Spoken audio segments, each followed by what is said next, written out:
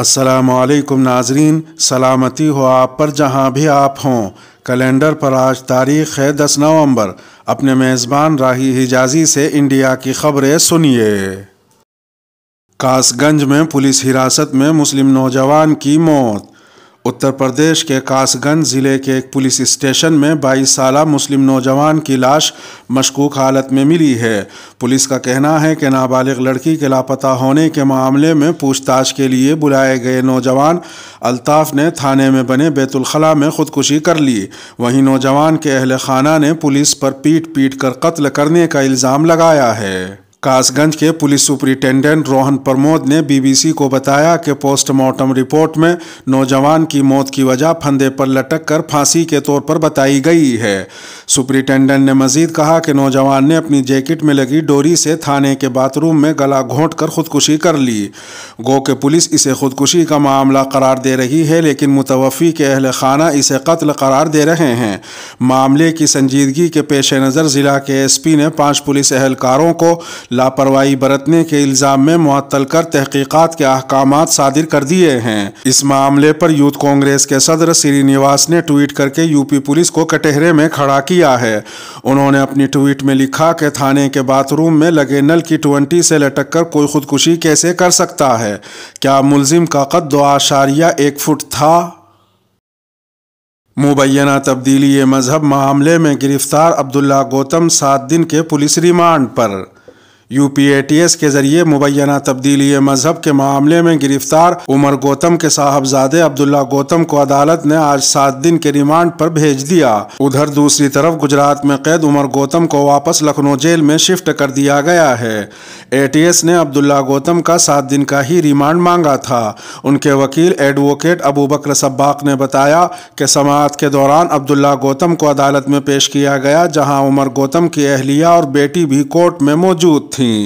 واضح رہے کہ عبداللہ گوتم پر اپنے والد عمر گوتم اور مولانا جہانگیر قاسمی کا ساتھ دینے کا الزام ہے۔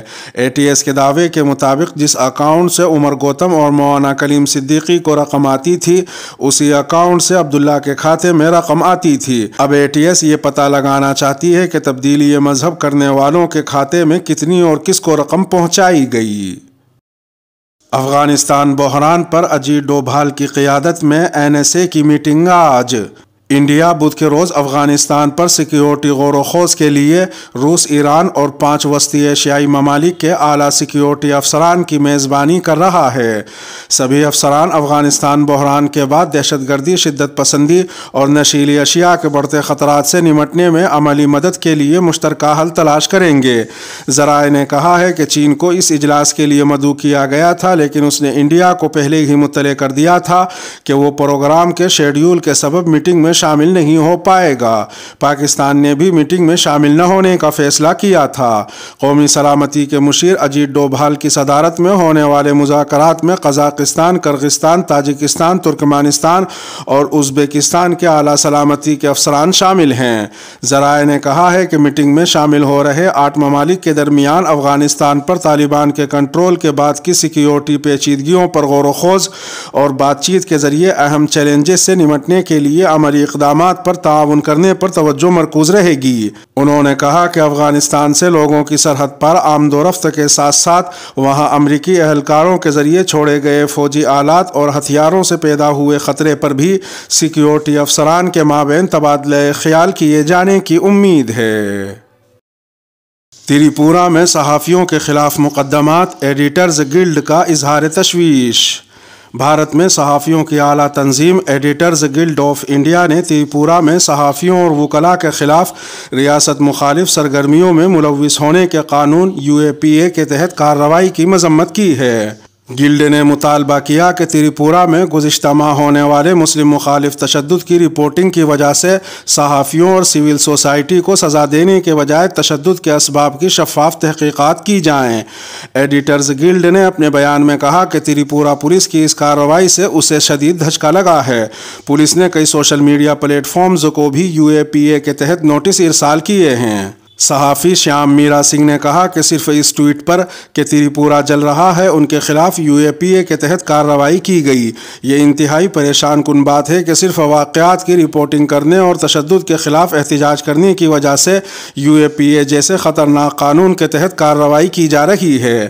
ایڈیٹرز گلڈ کے بیان کے مطابق یہ کارروائی پولیس کی جانب سے اکثریت کے تشدد پر قابو پانے اور قصورواروں کے خلاف کارروائی کرنے میں اپنی ناکامی سے عوام کی توجہ دوسری طرف مبذول کرانے کی کوشش ہے۔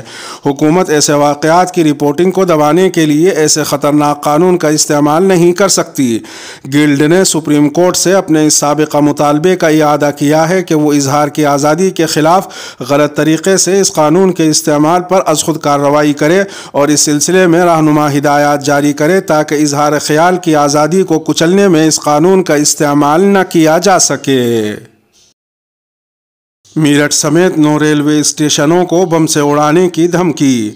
بابری مسجد شہادت کی 29ویں برسی کے موقع پر 6 دسمبر کو میرٹھ سمیت 9 ریلوے اسٹیشنوں اور کئی مذہبی مقامات کو بم سے اڑانے کی دھمکی بھرے خط سے ہائی الرٹ کا اعلان کیا گیا ہے۔ اس کے ساتھ ہی مذہبی مقامات کی سیکیورٹی بھی بڑھا دی گئی ہے اور GRP تھانے میں نامعلوم کے خلاف رپورٹ بھی درج کرائی گئی ہے۔ پولیس نے بدھ کے روز کہا کہ میرٹھ سٹی ریلوے اسٹیشن کے سپرنٹینڈنٹ کو منگل کی شام دیر گئے ڈاک کے ذریعے بھیجے گئے اس خط میں دھمکی دی گئی ہے کہ آئندہ 26 نومبر اور 6 دسمبر کو دہشت گردی کا واقعہ انجام دیا جائے گا۔ اسٹیشن سپرنٹینڈنٹ RP سنگھ نے کہا کہ میرٹھ کے علاوہ غازی آباد، ہاپوڑ، مظفر نگر، علی گڑھ، خورجہ، کانپور، لکھنؤ، شاہجہاں پور اور پریاگ راج کے نام خط میں دیے گئے ہیں۔ انہوں نے کہا کہ حساسیت کو مد نظر رکھتے ہوئے آنے والی تمام ٹرینوں کی سخت چیکنگ کی جا رہی ہے۔ انہوں نے مزید کہا کہ بم ڈسپوزل ٹیم کے ساتھ اسٹیشن پر چیکنگ مہم چلائی جا رہی ہے۔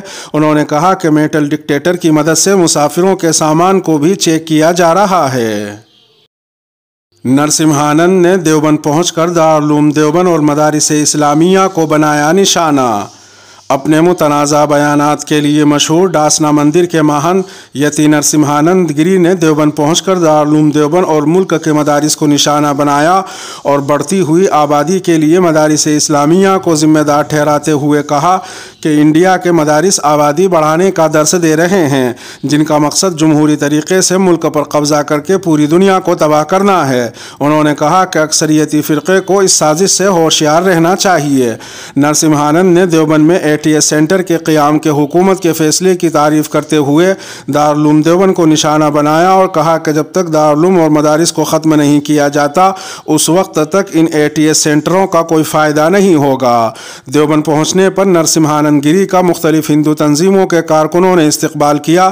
اس دوران نرسمہانند نے ہندو سماج کو مدارس کے خلاف خوب اشتعال دلایا اور مدارس پر سازش کا الزام عائد کرتے ہوئے اس کا مقابلہ کرنے کی اپیل کی۔ انہوں نے کہا کہ وہ 14 نومبر کو کیندو کی گاؤں جائیں گے جہاں جمعیت علماء ہند کے لیے اسکاؤٹ گائیڈ سینٹر بنایا جا رہا ہے۔ انہوں نے مزید کہا کہ یہ سینٹر نہیں بننے دیا جائے گا اور گاؤں والوں کی آواز بلند کی جائے گی۔ پارٹی سے پہلے ہی رچ لی گئی تھی آرین خان کو پھنسانے کی سازش۔ شاہ رخ خان کے بیٹے آرین خان سے متعلق ڈرگس معاملے میں سنسنی خیز انکشاف کرتے ہوئے ABP نیوز نے کہا ہے کہ نجی جاسوس KP گوساوی اور اس کے ساتھی NCB کے نام پر وصولی کا کھیل چلا رہے تھے۔ ABP نیوز نے واٹس ایپ چیٹ کی بنیاد پر یہ انکشاف کیا ہے۔ واٹس ایپ چیٹ میں گوساوی پربھاکر سیل سے کہہ رہا ہے کہ حاجی علی چلے جاؤ اور وہ کام پورا کرو جو میں نے تمہیں بتایا تھا، وہاں سے گھر واپس آ جانا، باہر سے تالا بند کر دینا اور چابی کو کھڑکی سے ہال میں پھینک دینا، جلدی جاؤ اور جلدی واپس آؤ۔ پربھاکر کے بیان حلفی کے مطابق حاجی علی جا کر انڈیانا ہوٹل کے پاس کسی سے مل کر اس سے 50 لاکھ روپے کیش لانے کو کہا گیا تھا۔ پربھاکر سیل نے یہ بھی انکشاف کیا کہ کروز پارٹی میں NCB کے چھاپے سے قبل ہی KP گوساوی کے پاس 10 لوگوں کی ایک فہرست موجود تھی جنہیں نشانہ بنانا تھا۔ پربھاکر سیل نے اپنے بیان حلفی میں مزید بتایا کہ اسے گواہ بنایا گیا تھا اور اسے بغیر بتائے ہی 10 کورے کاغذوں پر دستخط کرا لیے گئے تھے۔ انہوں نے مزید کہا کہ جس وقت یہ کارروائی ہو رہی تھی اس وقت میرے پاس آدھار کارڈ بھی نہیں تھا۔ سرمائی اجلاس میں روزانہ ٹریکٹر سے پارلیمنٹ مارچ کریں گے 500 کسان۔